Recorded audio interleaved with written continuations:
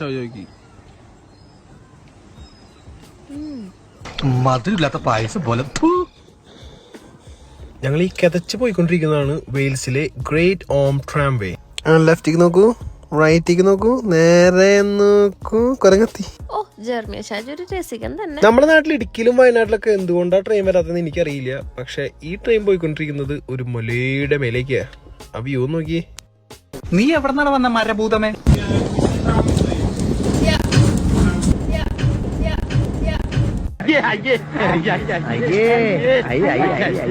ഇതിനെ ഫിനിക്കുലർ ട്രാം എന്നാണ് പറയുന്നത്.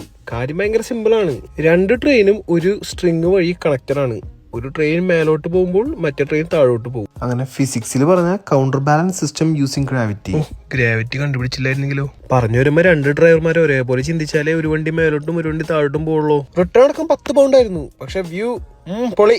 ഞങ്ങൾ പിന്നെ സിറ്റി ഒക്കെ ഒന്ന് എക്സ്പ്ലോർ ചെയ്യാന്ന് വെച്ചാൽ അടിക്ക് ഇറങ്ങി. ഇതാണ് ലാൻഡ് നോ എളുപ്പല്ല. ഇവിടത്തെ സ്ഥലങ്ങളൊക്കെ വെൽഷ് ലാംഗ്വേജിലായതുകൊണ്ട് നമ്മുടെ നാക്കിൽ ഒതുങ്ങുന്നതായിരുന്നില്ല. അങ്ങനെ നടന്നപ്പോൾ ഞങ്ങൾ ഇതുവരെ ട്രൈ ചെയ്യാത്തും എന്നാൽ ട്രൈ ചെയ്യണമെന്ന് വിചാരിച്ചൊരു സാധനം കണ്ണിൽ പെട്ടു. ഈ അപ്പാപ്പനും അമ്മന്നെ അല്ലാട്ടാ, റോ ഓയിസ്റ്റേഴ്സ്.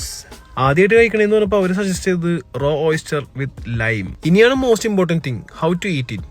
ആദ്യം തന്നെ കുറച്ച് നീരുള്ളിലേക്ക് എടുക്കുക. നമ്മൾ ഇതുവരെ കഴിക്കാത്തൊരു സാധനം വായിലേക്കും വയറിലേക്കും വരുന്നുണ്ടെന്ന് ഒരു സിഗ്നൽ കൊടുക്കുന്ന പ്രൊസീജിയറാണിത്. സിഗ്നൽ വായിലേക്ക് എത്തിയെന്ന് പറഞ്ഞാൽ അപ്പൊ തന്നെ 2 ഇളക്കി ഇത് വായിലേക്ക് ഇടുക. 2 വട്ടം ചവച്ച് കഴിയുമ്പോൾ ഒരു കടലിന്റെ ടേസ്റ്റ് ഉണ്ടാവുന്നതാണ് എൻ്റെ അടുത്ത് ആ കടയിൽ ചേച്ചി പറഞ്ഞത്. ഇനി ദ മോസ്റ്റ് ഇമ്പോർട്ടന്റ് തിങ്, വിഴുങ്ങുക.